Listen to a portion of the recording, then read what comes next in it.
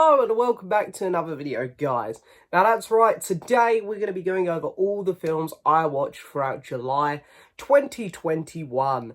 Now, first off, before we get started, for those of you who saw my video yesterday, you know about my absence and why I haven't been on YouTube and stuff.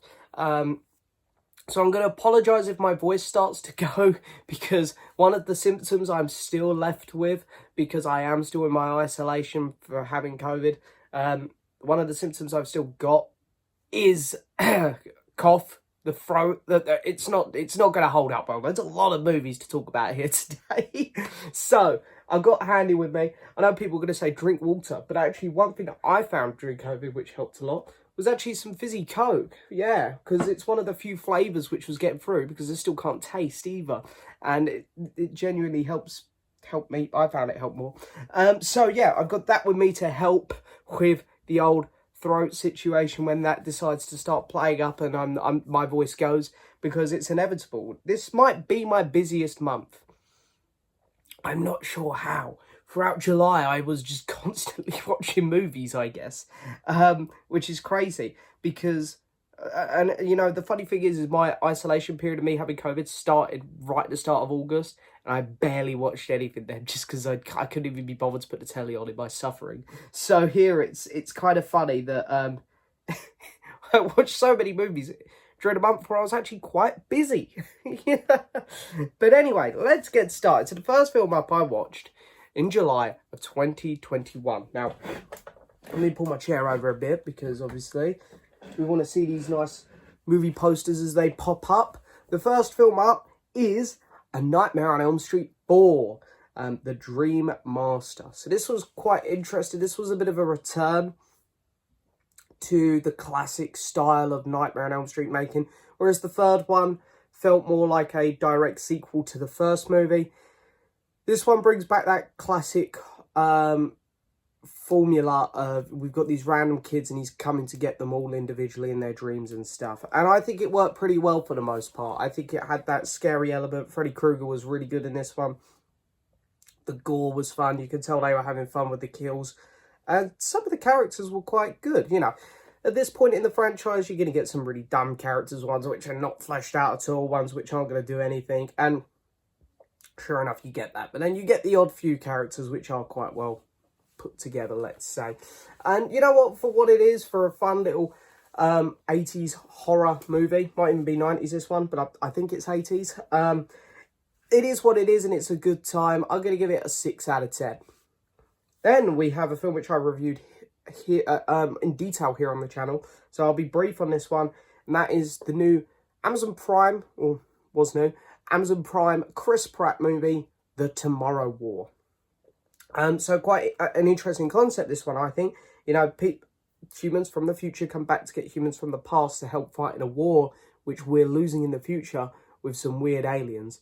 It doesn't really make much sense in itself, because surely, you know, time travel always works different in all these different types of films, but surely killing people in the past will create a paradox. But I don't know, this is just a silly sci-fi movie. Things I want to give credit to, I want to say the monster design in this movie was awesome. I really like the monster design. Chris Pratt was quite good in it. I like the relationship that they developed nearer the end of the film with him and his father, played by J.K. Simmons. The action was fun. Yeah, I think it's a bit of a patchy film. There was some real lull moments to it, but I thought this film was going to be bad, and it really, frankly, wasn't. I'm going to give it a 6.5 out of 10. Then we have Halloween 4, The Return of Michael Myers. Also, in my opinion, just like Nightmare on Elm Street 4, a bit of a return, but not a return to form, because I don't agree with that with Nightmare on Elm Street. I still think Nightmare on Elm Street 1 and 3 are far superior to the fourth one. But Halloween 4, I think this one is so much better than the third one. Now, I know the third Halloween film is very different, and I know some people like it. And to the people that like it, good for you. For me, I really wasn't a fan of the third Halloween film. You know, there's no Michael Myers. It's a very, very strange concept. I guess in the world of the Halloween lore, it builds on it all quite well, I guess. But it just wasn't for me. This one was much better, pulls the franchise back, goes back to, again, that classic roots of the first one, whereas the second one picks up straight from the first one, and the third one tried to do its own thing. This is very much like, hey, so you guys love the first one, we're going to try and redo the first one. And it works pretty well. I think this might be the scariest Michael Myers has been so far. The characters, again, very similar stuff here to what I said with Nightmare on Elm Street 4. Some of them feel very fleshed out, some don't, but it is what it is. They're having fun with the kills again, and it's sort of one of those types of movies. Yeah, what the hell, I had fun with it. I'll give it a 6 out of 10. Then, if you can believe it or not, I watched for the first time ever, Beetlejuice. Now, I'd never watched Beetlejuice, which is quite surprising. A lot of great acts in here. Winona Ryder, of course, one of my favourite actresses in this one. And, the wonderful Michael Keaton playing Mr. Beetlejuice himself. And I've got to say, I love the design of the character Beetlejuice himself. The makeup and the costume was great. There was a lot of cool stuff going on there. I want to say the music in this film was really fun as well. Really fun. A lot of the sets and stuff were really cool. You can sort of say, Tim Burton done a very interesting job with this one. At least I think it was Tim Burton who did this film. I'm pretty sure it was Tim Burton who did this film. I should probably know that. But anyway, the film had a very quirky style to it. It's one of those things where because it's like considered a classic, I don't know if I was expecting more. Because I don't know, I didn't quite love it as much as some people, I don't think. But I definitely admired the film. I thought it was good. I'm going to give it a 7.5 out of 10. Then we have the new Liam Neeson movie, The Ice Road. Now, I think he's actually had another film come out this year, literally in the same month or so. I can't remember what it was called. But yeah, it looks a bit more action-y than this one. This one, he isn't quite playing the action hero that we know, but, when he needs to burst out and throw a few punches, he will. This film was so boring. So boring. I thought it was really poorly shot as well. There was no interesting cinematography or style to the film editing or anything. It was just very bland. The way the film looked as well was just meh. Liam Neeson put in an okay performance, I guess, but no one else seemed to bother. There are like some random plot twists where some people turn out to be bad, and it's like, I don't care. The score was so generic. Everything about this film was very meh. And because everything was so meh, it ended up just being a snooze fest. I'm going to give this film a 3.5 out of 10. I thought this was really quite a poor movie. Then, okay, I don't know, I'm going to try and pronounce this one. I watched Godzilla versus Beluga. I apologise if I pronounced that wrong. Of course, I'm watching this one with subtitles, so in terms of the characters pronouncing the villain's name, they're saying it in Japanese, so I ain't got a clue how to pronounce it still. So, Godzilla versus Beluga is, it's the follow-up to, of course, the 1984 Godzilla reboot. So it's interesting because we get another new villain in this one, which I always sort of prefer. It's good to see Ghidorah or Rodan or Mothra again, but it's also fun to see new monsters, I think. I think that's why I enjoyed the Gamera series so much, because I was guaranteed a new monster in every movie there. So this monster here was really cool, actually. Plant-based, and I gotta say, what they've done, the practical effects at the end of the movie, I thought on this monster were absolutely fantastic. They really shone through, really great. I thought the story to this one was much better than the first one. The script felt a bit more tight. And yeah, the action sequences were really fun at the end as well, I gotta say. I'm going to give this Godzilla film a 7 out of 10. I'm going to pause because I can feel cough coming up. I'm going to try and get rid of it.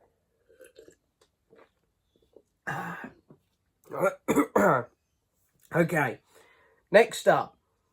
So this one here I've also reviewed in great detail on the channel. So we'll be quick on this one. Marvel had a new movie out. Black Widow. Yeah, crazy. I can't believe it's taken us this long to get around to talking about a Marvel movie on this series.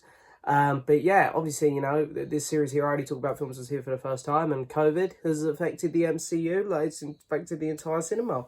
So, Black Widow come out. It got a bit of a mixed reception. Some people saying it's pretty generic.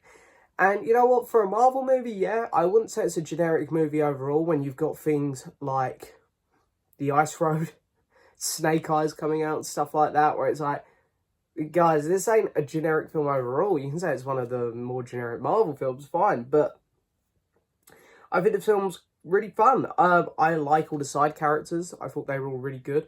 I thought the plot was good. I actually really like the ending when they go up in the big Russian super base, because, you know, people going, oh, it goes too far. It's a very grounded movie, and then it does that. It's like, guys, it's based off a fucking comic book. These are comic book movies. Why don't you want that? It's not what I don't go to the MCU to see grounded stuff. Like Captain America or Winter Soldier, they have like 3 giant helicarriers up in the sky at the end, but people still love that one. So, yeah, I thought it was a really interesting story. I'll admit there are some, it's got some pacing issues. There's a couple lulls in it where it does get a bit bogged down. I have some issues with some of the spits in the script, but overall, I think it's a very solid movie, very fun time. I'm gonna give it a 7.5 out of 10. I really don't think there's that many problems with it. Then we have Fear Street Part 1, 1994. Again, I reviewed all the Fear Streets in detail, so I'll be quick. The first one, there's a lot of setting up. It plays off the fact that it's a dumb horror film, as in no one knows what's going on. And in this one, we're allowed to act stupid because no one knows about these monsters. Which was okay. I liked a lot of the decisions made in terms of lighting and how this film looked. I thought the neon colour was really interesting throughout a lot of this, being in a 90s supermarket for the majority of it. I felt some characters felt forced in terms of their plots, like what they were doing. Yeah, and I think the film just sort of knew it was set up. I think that's why this is potentially the weakest of the Fear Streets. It was alright, I guess. Yeah, I'll give it a 6.5 out of 10. I can't even remember what I gave it in my main review. Then we have Infinite, the new Mark Wahlberg film, which was shit. It was crap. Absolute shit. The story was awful. The acting was terrible. The effects were bad. Yeah, bad movie. I'm going to give it a 2 out of 10. This film sucks. And that's all I've got to say on that one. Space Jam, the original. Yeah, I'd never watched Space Jam. I knew Space Jam: A New Legacy was coming up and that I wanted to see it because, believe it or not, I didn't mind the trailers to Space Jam: A New Legacy. Shame about the movie. But the original Space Jam. So, this was quite fun. Michael Jordan was... he was enjoyable to watch. I grew up with Looney Tunes, so it was fun seeing those characters again. Bugs Bunny, Daffy Duck, you know, there's some absolute childhood classic characters there. I thought the villains were fun. And the story, you know, the story is what it is. It's a kids' movie. That's the way I look at both Space Jam films, even though the second one definitely has more issues. But they're not aimed at me. Right, so I don't think the second one is. Anyway, they're not aimed at me. So, yeah, I give this one at least a bit of a free pass. I'm going to be kind. I'm going to give it a 6.5 out of 10. Solid film for kids. You know, is what it is. Then I watched the first Child's Play film. Yeah, Chucky. So as you know, I'm making my way through Nightmare on Elm Street and Halloween. I decided that Chucky would be my next one. Friday the 13th fans, don't worry, I'm going to do Friday the 13th as well at some point. I just need to get the set, because I think there's a 7-film set on Amazon for like 25 quid or something, which I will hopefully pick up eventually. But yeah, Child's Play was a lot of fun. One thing that I found interesting about Child's Play is that when this serial killer was in the doll, and at the start of the movie, when it's actually the doll speaking, it's like, you know, I want to play and stuff like that. I found that creepy, so I was like, that's a serial killer making the doll do that. Had very Annabelle vibes, where the doll would just like look normal, but you knew you knew that there was something not right. I didn't find the doll scary at all when the serial killer came out and started swearing at them. But it was really funny. And I'm guessing that's what the filmmakers went for, because there was nothing scary about that doll from that point on. You could hear it coming all the time. It was swearing its head off. I like the fact that the doll was so hard to kill as well. There were multiple times where I thought, oh, the doll's dead now, that's it. And then it just keep coming back. I'm like, wow, this doll be the business. So yeah, I thought Child's Play was very entertaining. I'm going to give it a 7.5 out of 10. Really, really fun 80s horror movie there. If you haven't seen it, I recommend. Then we have A Nightmare on Elm Street 5, The Dream Child. Yeah, so this one here was very much repetitive of the fourth one. It's sort of done the exact same thing, but worse. I don't hate this one. I just think this is as middle of the road as it gets with these horror films. It's like, yeah, it exists. It did exactly what we've seen before. The characters are just getting sillier. The kills are getting sillier. But, you know, the film is still self-aware of what it is. So, yeah, what the hell. I'll give this one a 5 out of 10. Then, we have the original 1990s Teenage Mutant Ninja Turtles, which I watched in preparation for my stream with the wonderful Mr. Jamie Powell, who is a fantastic guy, and I know he's a big fan of this movie.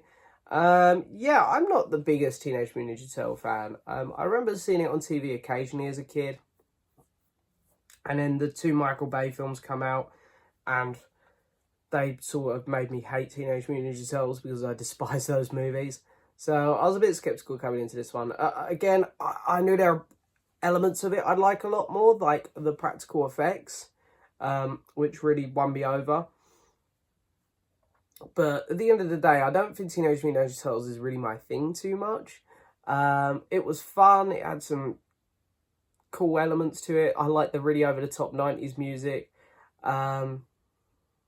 Yeah, the action was fun. Reminded me a bit Power Ranger-ish type stuff. I'll give this film. I'm gonna be kind, because you know I know it's one of those films you got to not take too seriously. I'll give it a 6 out of 10. Then where am I at? Then I watched Tonya for the first time, which I have here on Blu-ray. There it is. I've had this for ages. I got it part of like a deal, and it's like been sitting on my shelf for ages. Like, you should watch it, James. You should watch it. So I decided to finally watch it. Start off by saying Margot Robbie is fantastic in the role.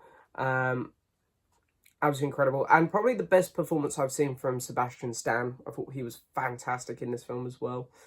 I felt the pacing of the film was great. I really liked the music. The costumes as well were incredible. Like, I went and watched some of the actual footage from the Olympics that year and stuff. And the actual, you know, performance that the real Tonya gave, just to get some background after watching the movie. And it's incredible how well they replicate some of it. I want to say as well, I loved the music in this movie. I thought the music was absolutely fantastic. So yeah, I really, really enjoyed this movie. I'm going to give it an 8.5 out of 10. Right, just going to pause there. Have a quick drink. Oh. Okay, next up. Another film I never watched. The Mask, starring Mr. Jim Carrey. Yeah, there's a few Jim Carrey films which I have yet to actually watch. He was never someone who I was brought up on as a kid, so going through his catalogue is something that which I've really been wanting to do, especially after watching like The Truman Show, going, wow, I really need to see more of this guy's work. So yeah, I watched The Mask and had a really fun time with it. First off, the design of the mask I thought was awesome. Second off, this film really didn't go the way I thought it would. I really knew nothing about this film, nothing about this character. I didn't realise it was going to have like sort of underlining superhero elements to it, which I thought was really interesting. So yeah, it just really didn't go in a direction I thought it was going to go in. I thought the comedy aspects to it were really good. I thought Jim Carrey was great in it. I quite like how they played around with the love interest, because there was sort of two women in this movie. It was like, oh, I'm guessing this one's going to turn out to be a bit funny and that one will be the good one. And then they sort of kept flipping it on its head. I thought it was a little bit misleading, which was quite clever of a movie like that. Yeah, I quite like The Mask. I'm going to give it a 6.5 out of 10. Then we have Halloween 5, Revenge of Michael Myers. Now, I know that this is a bit of a controversial one as well, because it sort of chucks out that awesome ending to Halloween 4 out the window instantly. It sort of, I don't want to say ruins it, because I don't believe it does, but I know that some fans think it does. So it's a bit of a difficult one. Personally, I actually quite enjoyed Halloween 5. I know some people really don't. I want to first off say the performance given by the little girl in it was fantastic. With these types of films, when you get like a child actor in the lead, you genuinely don't think it's probably going to do too well, or the child's going to give a great performance. I thought that the child in this one gave a really great performance. She stole the movie, in my opinion. I don't know if that's a popular opinion or not. But I was very impressed with the way this movie played out. Yeah, it takes away from the fourth one a bit, but I actually thought they run with this idea quite well. It was still scary. Michael Myers was still awesome in it. I really like the old guy in these movies. I forget his name, but he's in all of them up till 6, I believe. He's really good fun in this one. I'm going to give this movie a 6 out of 10. What the hell, I liked it. I had a good time with it. Then we had Fear Street Part 2, 1978. This is my favourite of the Fear Street films. This one stars Sadie Sink, who of course everyone knows from Stranger Things. And this one here, of course, we're going back to the past.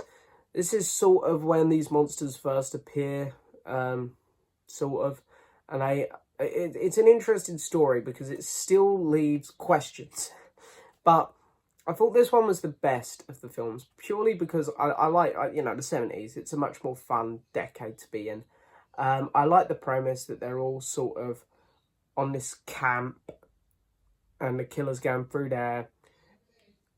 There's like some camp games going on at the time as well and stuff. I think the idea of it is just a bit more fun to me than the other two. And I think they were having more fun with it, the creators and stuff, because I know that these films are all directed by the same person, and you can sort of tell that they're having more fun with this one. Thought it had much better pace into it. The actors were enjoying themselves a bit more, and the kills were probably the best in this one as well. So yeah, I'm gonna give this one. A 6.5 as well. To be fair, though, I think at the end of the day they are all on the same sort of level. So then we have Freddys Dead: The Final Dream. Yeah. So Nightmare on Elm Street 6. This film wasn't very good, was it?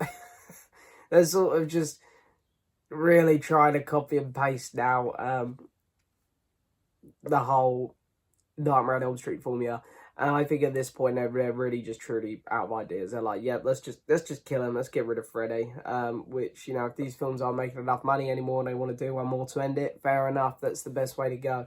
I really don't have much to say about this movie. I can't remember much about this one in particular. All I remember is thinking that there's nothing original about this film. This one's just it seems very random. It feels very uninspiring, I think is a good word to describe it. Freddy's Dead: The Final Dream, I'm going to give a 4 out of 10 to. It just really didn't do anything to impress me. Next up, we have, yeah, that's right, I'd never seen this one. This is probably really going to surprise some people.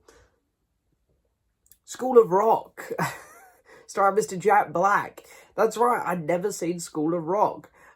This film here, wow, I was really, really excited to watch this, actually, when I realised it was on Netflix. I believe it's been on there for a while. I randomly found it. It took me that long to find it on there. But yeah, so I found that on there. I was like, you know what, I'm going to have to watch this. I've been meaning to watch this for a while, and it was great. It was really fun. I loved the concept in the movie. Great little story. All the actors are putting in a really solid job. It's just one of those classic early 2000s films with, it's really funny. It's got some real laugh out loud moments to it. It's a real heartwarming story as well. And yeah, Jack Black's just such a pleasure to watch, isn't he? I'm going to give it a 8 out of 10. Then we have Wish Dragon, the new Netflix animated movie. This film wasn't great. Again, it wasn't aimed at me, but I've got some real issues with this one. First off, I didn't think the animation style was that good. Really could have been improved. And we know Netflix can do some good animation. You know, there was a film that came out a couple of years ago called Next Gen, which I always like to bring up with Netflix animation. That had some really underrated animation to it, and I wish they'd put more effort in like they did with that. You know, we've all seen this movie. It's Aladdin in a nutshell. And they even like sort of hint towards Aladdin a couple times, like go, oh, what, you think it's like this or like that? And it's like, you guys are even self-aware of what you're doing here. I didn't really think any of the characters were that likeable. I thought the dragon was very cliche and boring. Yeah, it just felt very unoriginal. It felt like a real cash grab. Like, oh, we need to make a new kids film. Netflix, copy and paste that. That'll do. Copy and paste Aladdin. Sorry, that'll do. So yeah, Wish Dragon. I'm gonna give. It is a kids film, so I'll be a bit kind. I'll go 4.5 out of 10 too. Then we have Molly's Game. Really interesting movie starring Jessica Chastain about a woman who hosts poker games, which can sometimes get a bit out of control. I found this film fascinating. I really liked the way it was told through, like, it was like first person told through Jessica Chastain's character, Molly. It was from her point of view. I thought it was really interesting. A lot of the actors that popped up I thought were quite good. The story really took some twists and turns, which I thought was fun. I maybe feel like the ending could have been a bit more interesting. It sort of wrapped up really quick and it was like, oh, okay, it's over. But I did overall really enjoy this movie. I'm going to give it an 8 out of 10. Then I watched Hotel Transylvania for the first time, the Adam Sandler animated movie, because I know there's a fourth one coming out. Apologies. So, yeah, I'm going to try and be ready for the fourth one. I quite enjoyed this, you know. It wasn't too bad. I like the idea that big hotel for monsters because, you know, they're outcast. Human beings will not accept them. But one human being, a very relaxed one, ends up in the hotel. And he starts to warbond Dracula and his daughter. And I gotta say, it's an interesting concept. I had a lot of fun with it. I gotta say, I like all the voice actors they got. They really got a star-studded cast here of Adam Sandler's mates with a couple additional people, which was really good. And I'm really looking forward to seeing where this series goes, actually, because I hear they're all pretty decent. But as the first one, I'm going to give this a 7 out of 10. I thought it was very entertaining. Then we have a film called Dinner for Schmucks. This was just one of those throwaway evenings. I was like, right, don't want to watch anything serious at all. I found this on Netflix. I was like, right, Paul Rudd, Steve Carell, two of my favourite comedians. Let's go.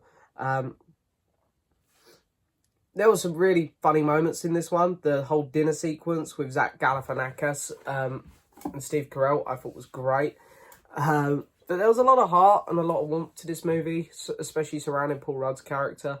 I found it to be quite an interesting movie at times. Is it great? No, the concept of it is kind of meh. There are some real missed opportunities in the film, I think. There are some things which I wish weren't in it, like David Walliams. I don't think he's a very good actor, and he tries to be funny. He really tries, but he just isn't very funny, I don't think. But there are still some very good elements to this film. Did it for Schmucks. It is what it is. I'm gonna give it a 5.5 out of 10. It's slightly above average. There were a couple real laugh out loud moments. Then I watched King Creole, the Elvis Presley film. I got this in a premium. Just see some of my premiums over here. So I like to try and watch all my premiums, and I like a bit of Elvis. So I was like, you know what, I'm going to give this one a go. And the movie was fine. It sort of reminded me of a lot of those early 60s music artist films. Like my nan used to make me watch the Cliff Richard ones as a kid, which were much worse than this. And like, being a Beatles fan, I've watched the Beatles ones, Hard Day's Night and Help. They're all sort of on similar levels of like, maybe the Cliff ones are a level down, but this with the Beatles ones at least, were like, yeah, you know, they are what they are. They're fine. You get to hear Elvis do some singing, which is always a good time. The plot, there ain't loads of plot there, but, you know, you can see Elvis is having fun. The film is what it is. It doesn't really particularly try anything too extravagant. But, yeah, I'll give it a 6 out of 10. Hotel Transylvania 2. Yeah, this one here was quite interesting, though. You know, the kid between films. The daughter of Dracula and the human. Which throws a very interesting spanner in the works here. And I really like the direction it goes, because obviously the parents want one thing and Dracula wants another thing, and it's an interesting little dynamic they created in this movie. I really like the collection of monsters as well. Something I forgot to say in the first one, but they sort of focus on a few other ones here. I thought that was really good. And yeah, the animation for this movie is pretty good as well, I gotta say. And some of the cinematography choices was also quite good as well, especially for a film starring Adam Sandler, you know. I'm gonna give this movie a 6.5 out of 10. Then we have Fear Street Part 3, 1661. Yep, the last one. Going to be quick because I've reviewed these here on the channel. I felt like this film was trying really hard to tie things up, that it wanted to be quirky by going really far back into the past. I feel this film just took a few wrong turns, because when they were in the past, I thought it was incredibly dull and boring. And the build-ups to, oh, this is why the monsters happen and stuff, I didn't think it paid off as well as I'd hoped. Back half of the film, when they go back to 1994, sorry, that was much better. The film really picked up there and sort of saved itself. But yeah, you know, it's probably the weakest of the three. But I'm still going to give it a 6.5 out of 10. I sort of feel these films are all on the same level. They are what they are. Very interesting idea to do 3 of those films back to back, weekly. But anyway, there we go. That's me done talking about those films forever. Next up is the last Nightmare on Elm Street film, Wes Craven's New Nightmare. Some people really like this movie, I discovered. So the people who like Wes Craven's New Nightmare, I'm pleased for you. Well done. I thought this film was diabolical. Absolutely awful. The concept of it was embarrassingly bad. These films did get made. Now the lead actress has experienced this character coming into her dreams in real life. I hate that concept. I was not a fan of it. Didn't like the redesign of Freddy. Didn't like that. I didn't think the film was scary. I thought all of the side characters were bland and boring. I didn't think the kills were that interesting, other than the blonde woman who ended up on the ceiling, maybe. That was okay. I thought this film was really quite bad. I'm going to give it a 3.5 out of 10. I thought this was easily the worst one. Sorry to people who like it. I just thought it was crap. Next up, True Romance. So I got the new Arrow box set of this movie, which was pretty cool. So I wanted to get around to watching this quick.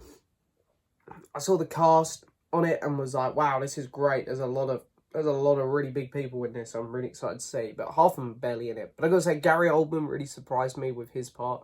He played a very strange part in this movie, but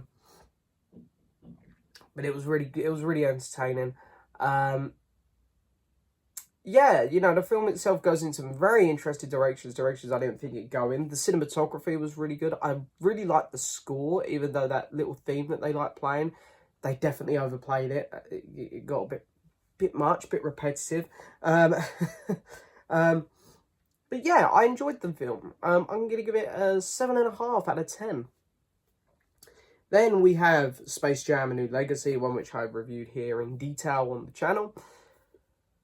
Now, I don't think this film was aimed at me. I think it was aimed at kids. But then again, you do have characters like Pennywise and the Clockwork Orange gang popping up in the background. So, yeah, is this film aimed for me? Who's this film aimed at? Warner Brothers? I've never seen a company blow so much smoke up their own arse. It was actually quite off-putting. The plot was hilarious. More hilarious than the first one. The effects were just too much. It was too over the top. The background characters looked awful. Like Pennywise, for example, looked like a guy in cosplay. The acting was terrible. LeBron James was not a good choice. Yeah, it was a bad movie. Bad movie. I'm going to give Space Jam: A New Legacy a 3.5 out of 10. Then we have The Purge. That's right, I decided to start watching the Purge movies. Mostly because I know there's a new one coming out and I'm going to want to have it watched by the end of the year to go on my 2021 ranking. Ethan Hawke and Lena Headey are starring this, who are two fantastic actors. I really love them both. But this film, I knew nothing about it going into it. I've never really looked into the Purge movies. They're not really something that's ever interested me too much. But I thought, you know what, I'm going to do it. I'm gonna have a look at this movie. Why not? The Purge is such a cool concept, I think. It is truly fantastic idea for a film. So why they decided to have it set in a rich area where there isn't many murders going on, I don't know. Like, one family gets attacked by a little group of people. It's like, guys, you could have done so much more with this. Now, I believe with the sequels and stuff, they do more with this. But, as far as the first one goes, I think it's very, very disappointing. Because it's such a cool idea for a movie. But they just don't run with it at all. I'm going to give The Purge a 4 out of 10. Then we have Child's Play 2. Second Chucky film. Film which a lot of people were telling me was really good. And I got to say, I agree. I actually don't know which one I prefer out this than the first one. I think the first one is consistently better. But I think where the second one works is the last act is so good. When I get to the toy shop, it skyrockets the film. I think it's so good. That's the best Chucky I've seen so far. I've only seen the first two. I hear they don't get much better from there on. But as soon as I get to the toy shop, the film does hit a stride. Which I think puts it on the same level as the first one. The action's great. The kills are great. The gore's really fun. The doll Chucky, some of the shit he's saying is brilliant. I love it. It cracks me up. And I think it picks up really well from the first one. I do. I think it does a good job. I'm going to give this film a 7.5 out of 10. Then we have Halloween 6, The Curse of Michael Myers, starring a young Paul Rudd. Yeah, you know, this film here is the weakest one since the third one for me. I still prefer it to the third one, I think, because I just didn't like the fact there wasn't no Michael Myers. But this is definitely the weakest of the Michael Myers Halloween films I've seen so far. Yeah, I just didn't really connect with any of the characters. I didn't think it followed on as well from the others. I think I just found it a bit boring at times, to be honest. I think is a good way to describe it. I was just genuinely pretty bored. There wasn't anything too over the top happening in it, like what was happening with the Nightmare on Elm Streets at this point. It was just a bit like, I don't care. I've sort of seen this now. I've seen Michael Myers walk about enough times with a knife. At this point, it's just sort of a bit too repetitive, I think, for me. So, yeah, I'm going to give it a 5 out of 10. Then we have The Secret Garden, which came out last year, Sky Original, I believe. Yeah, this film here sort of come on a couple weekends ago. I think I was like dying downstairs of a hangover. I couldn't even be bothered to turn it over. It just the film started and I'm like, well, I'm here now. I might as well just watch this. So The Secret Garden, I want to say a couple positives about it because there are some positives about it. First off, the music was quite good. I thought the score was good. One of my favourite Norwegian singers, Aurora, does the lead song at the end. So I want to give her a little shout because her song is fantastic in it. The cinematography was also quite good at times as well, quite striking. Like, there are some really beautiful shots. Other than that, the film sucks. Like, the kid actors are not the best. Their dialogue is crap. The story is just very boring. It's like... It reminded me a bit of Narnia at times, like, oh, we're going to go through this wall and then we're in this magical place, or Bridge to Terabithia is another example. But then they get there and it is just a garden. It's like, there ain't enough interesting things here to make this film interesting. Colin Firth is just wasted. It's a very, very odd movie. It's like they had a concept, but they just didn't know what to do with it. They didn't have enough stuff there. They didn't have enough material to make this film interesting. I'm going to give The Secret Garden 4 out of 10. Then we have Old, M. Night Shyamalan's new movie, which I've also reviewed on the channel here properly. So I'll be quick. Fantastic concepts, just like The Purge, funny enough. Fantastic concept, just doesn't run with it. There's too many stupid things that happen in it. The acting's bad. The dialogue is diabolical. Some of the things that happen are downright laughable. Like there's a woman whose bones break at one point and they're in a cave. And I don't want to spoil it because it's still somewhat new. But to those of you who've seen it, you know what I mean. I thought that bit was absolutely hilarious. The way some of the people die is just incredibly funny to me. The twist at the end isn't as clever as he thinks it is. I couldn't wait for this movie to end, to be honest. I really went in there open-minded because I like the trailers and I love the concept. And I do like M. Night Shyamalan overall.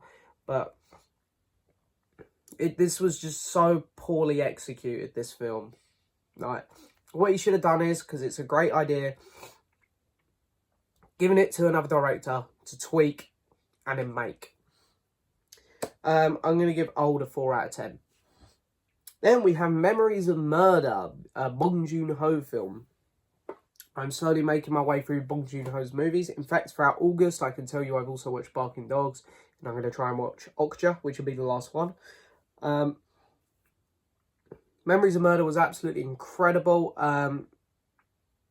Wow, this film sort of blew my mind, I can't lie. The dialogue for a start was brilliant.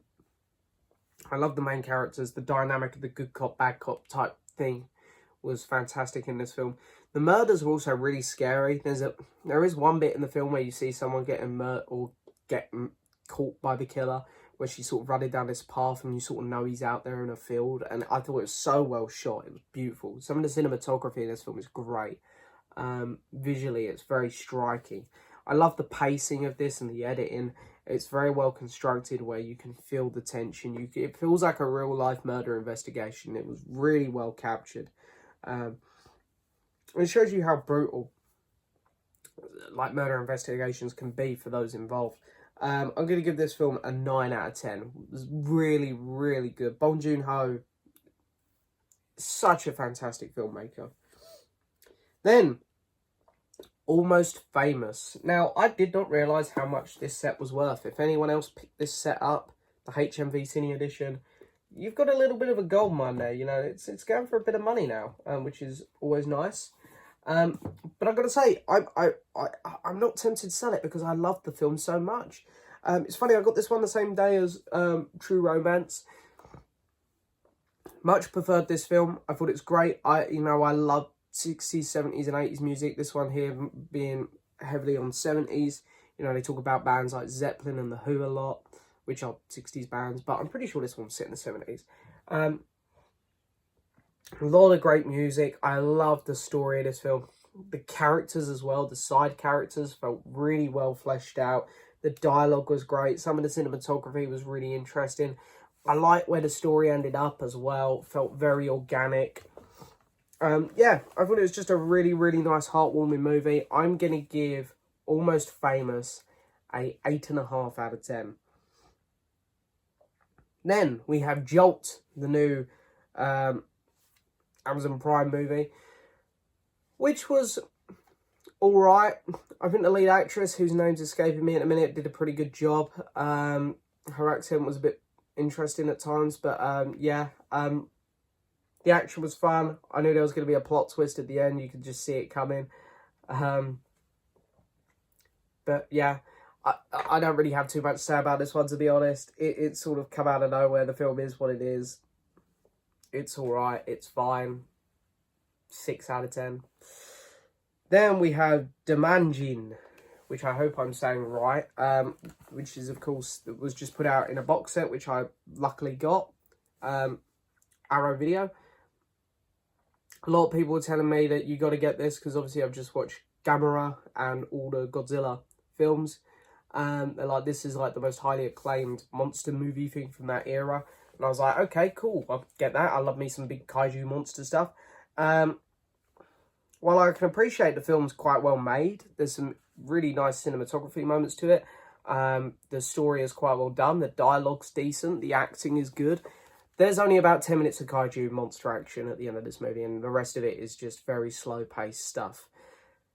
Which is fine, but it's not what I watch these movies for. I want to see kaiju monster action. So, I'm going to be honest, I was a bit disappointed with this one. And even when a kaiju monster does break out, it's not quite as fun as I'd hoped. I've definitely seen the Godzilla films and the Gamera films have more fun with this style. But I'd say it wasn't a bad movie, so I'm not going to give it a bad score. I'll give it a 6 out of 10. Then we have Godzilla versus King Ghidorah. Of course, I think it's late 80s, might be early 90s movie. I really only have one complaint with this movie, because this film does deliver what I want from a kaiju monster movie. The fights are great.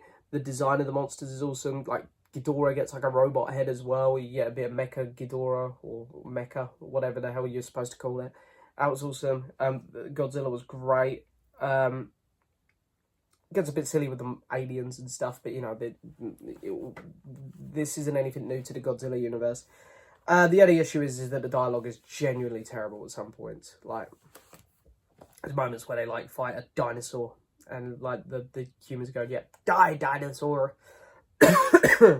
So, yeah, some of the dialogue is pretty crap. But as far as a Godzilla film goes, this one's pretty fun. I'll give it a 7 out of 10. Okay, 4 more films. Oh, okay. Next up, Once. This film here was very kindly sent to me by my very good friend JB Powell. Very kind of him to send me this. And I really, really enjoyed this film. You can tell it's very small British film by the way it was filmed. About a man busking on the streets. Ends up sort of falling in love with a French woman. They end up going to try and make a record together. And it was a very interesting story. I really had a lot of time for this film. I thought it was very heartwarming. One of my favourite types of movies. I thought some of the choices in terms of how it was filmed was very, very interesting. It gave the film a bit of character. But yeah, I really liked it. I'm going to give the film a 7.5 out of 10. Then we have The Suicide Squad. So yeah, I'll be quick on this one as well, because, you know, I reviewed this in detail, done a podcast episode on it, blah, blah, blah, blah, blah. The Suicide Squad was really fun. James Gunn done a great job with this. The film was absolutely fantastic. It's the best DCU film. I've seen it twice now. I just thought it was so good. All the characters, the deaths were surprising. It's the cinematography style to it was great. I love the fact that they're going comic book crazy with it, seeing things like Starro and stuff. Yeah, I really genuinely don't have anything negative to say. There's some pacing issues. But yeah, there's no doubt in my mind it's a million times better than the first one. Not sure how anyone's preferring the first one, to be honest. This is really, really solid film. I'm going to give it an 8 out of 10.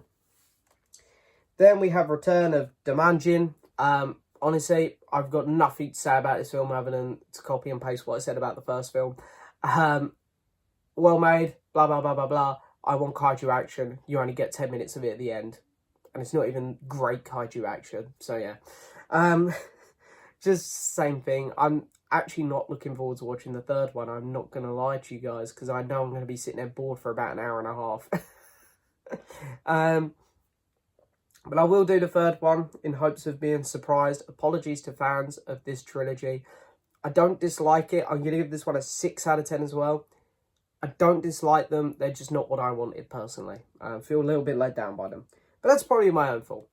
The last film I'm going to talk about for July 2021 is Jungle Cruise. And I'm going to be honest, I wanted to like Jungle Cruise more. I quite like some of the dad jokes that Dwayne Johnson was doing in this movie. I thought they were kind of funny. Emily Blunt and Jack Whitehall gave okay performances. But you could sort of tell this film had a lot of cliches to it. It done exactly what Pirates of the Caribbean did. You could tell it was borrowing a lot from those types of movies. Yeah, I just thought it was a bit of a generic Disney action movie. It wasn't bad, though. I'll give the movie a 6 out of 10. There we go. Now, before we finish, I've got to do my film of the month, because I forgot to do that last month. I like to pick a film, my favourite film that I watched throughout that month. I'm not going to lie, it was a bit harder to pick this month. I had a couple in mind. I had, I want to say The Suicide Squad is a very close second. That was nearly my film of the month. But I am going to give my film of the month to Mr. Bong Joon-ho, and that is for Memories of Murder. This film was absolutely incredible. It's the one that I want to rewatch the most, probably, out of everything I've seen this month, alongside The Suicide Squad. Very hard to compare those two films. The Suicide Squad was just really fun, but this one here was just really gripping. And I think that it just pulls me back to want to watch it again, to try and pick up on some of those little things I missed earlier on in the movie. So yeah, my film of the month is going to Mr. Bong Joon-ho, Memories of Murder. So yeah, there we go. Ladies and gentlemen, 50-minute video. Wow. Okay, my voice is about to crack. I feel like I'm about to go to a coughing fit. So that will do it for this video, guys. I hope you've enjoyed as always. Don't forget to hit that subscribe button, like the video, leave a message. As always, I'll see you next time for another video. Bye-bye.